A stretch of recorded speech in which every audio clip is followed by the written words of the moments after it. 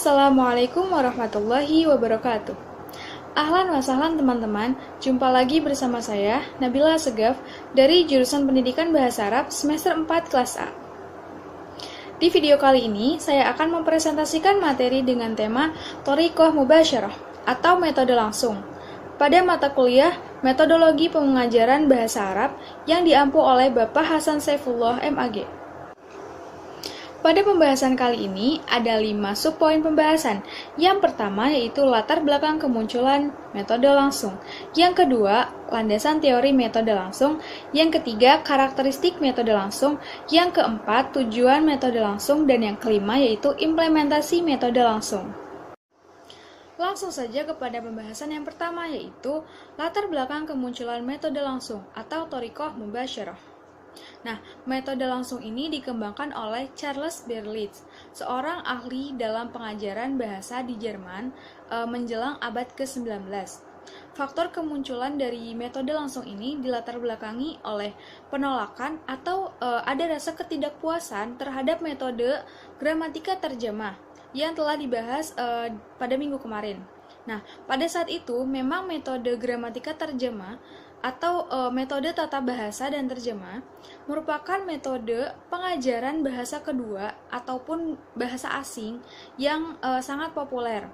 Akan tetapi di tengah kepopulerannya muncul banyak ketidakpuasan di beberapa kalangan, sehingga muncullah kritik atau bahkan penolakan terhadap metode gramatika terjemah ini.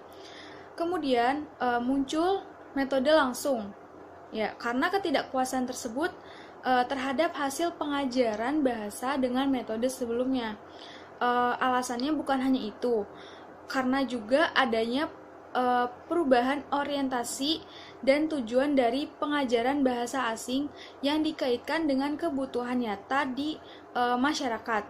Nah, dianggapnya metode gramatika terjemah itu hanya menggunakan bahasa sebagai bahasa pengantar saja.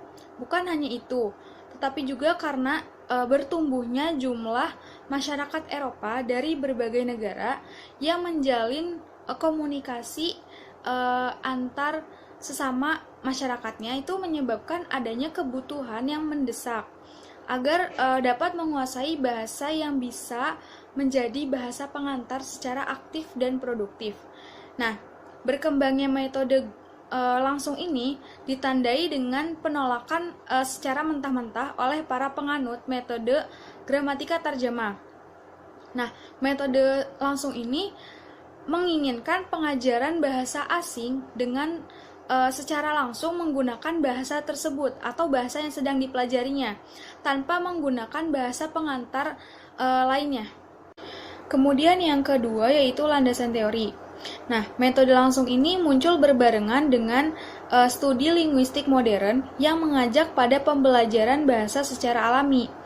Landasan teori ini menyatakan bahwa bahasa merupakan perilaku alami atau behavioristik yang pada hakikatnya merupakan suatu kalam atau ucapan dan tulisan yang merupakan fenomena kedua.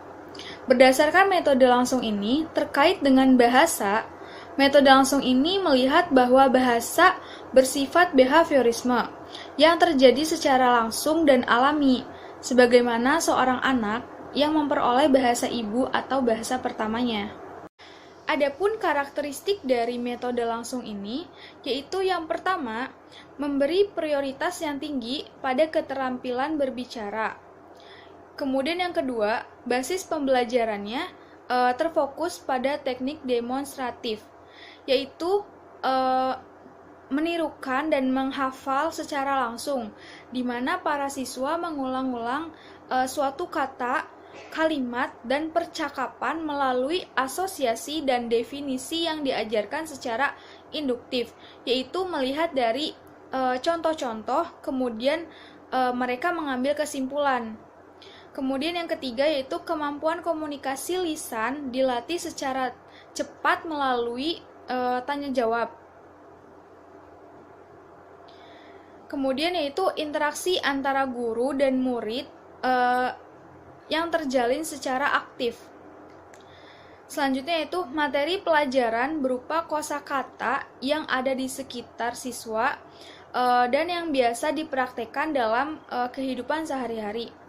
Dan karakter yang terakhir yaitu bahasa ibu dan bahasa kedua atau terjemahan ke dalam dua bahasa tersebut tidak digunakan. Adapun tujuan dari metode langsung ini, yang pertama, untuk melahirkan kemampuan berpikir peserta didik terhadap bahasa target atau bahasa yang sedang dipelajari, baik itu dalam kemampuan berbicara, kemampuan membaca, ataupun kemampuan dalam menulis. Kemudian yang kedua yaitu untuk berhubungan secara langsung antara guru dan peserta didik, serta membiasakan otak peserta didik untuk mengolah apa yang didengarnya dengan pemahaman yang benar.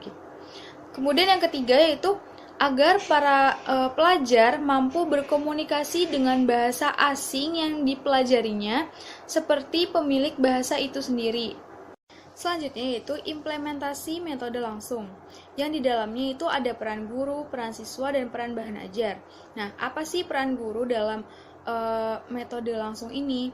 Yaitu yang pertama, sebagai pelaksana kurikulum. Jadi, metode ini memiliki kurikulum yang pasti, yang mana kurikulum itu nantinya diatur oleh guru itu sendiri. Kemudian yang kedua, guru juga mengarahkan kegiatan belajar siswa gitu. Kemudian peran siswa. Nah, kegiatan siswa ini dibatasi oleh kurikulum. Artinya, kurikulum ini yang memiliki kedudukan tertinggi gitu, yang mengatur siswa dan guru. Jadi siswa ini diatur oleh kurikulum dan bahan ajar, tetapi meskipun demikian, siswa juga bebas untuk berpartisipasi dalam kegiatan belajar, yang pada intinya siswa bebas untuk belajar, tetapi belajar di sini telah diatur oleh kurikulum dan bahan ajar. Kemudian yang ketiga yaitu peran bahan ajar. Yang pertama, diatur oleh guru sesuai dengan petunjuk dan langkah yang telah ditentukan. Kedua, memiliki kekuasaan tertinggi. Seperti yang sudah saya jelaskan tadi, bahwasanya guru dan siswa itu harus belajar sesuai dengan bahan ajar yang telah disediakan. Karena apa? Karena bahan ajarnya pun telah disesuaikan dengan keadaan siswa dan kemampuan siswa itu sendiri. Adapun langkah-langkah pembelajaran dalam metode langsung ini, yang pertama yaitu pendahuluan. Membuat berbagai hal yang berkaitan dengan materi yang akan disajikan. Kedua, guru memberikan materi berupa dialog pendek dengan bahasa yang biasanya digunakan sehari-hari secara berulang-ulang. Ketiga, peserta didik diarahkan untuk disiplin dalam menyimak dialog-dialog tersebut, lalu menirukan dialog tersebut yang telah disajikan sampai lancar. Keempat, para peserta didik dibimbing dalam menerapkan dialog tersebut dengan teman-temannya secara bergantian.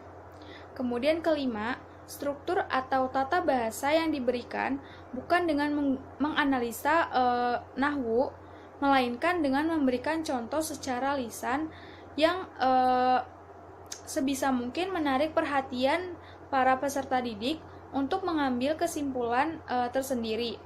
Kemudian yang terakhir, sebagai penutup, jika diperlukan adanya evaluasi pembelajaran berupa pertanyaan-pertanyaan dialog yang harus dijawab oleh peserta didik.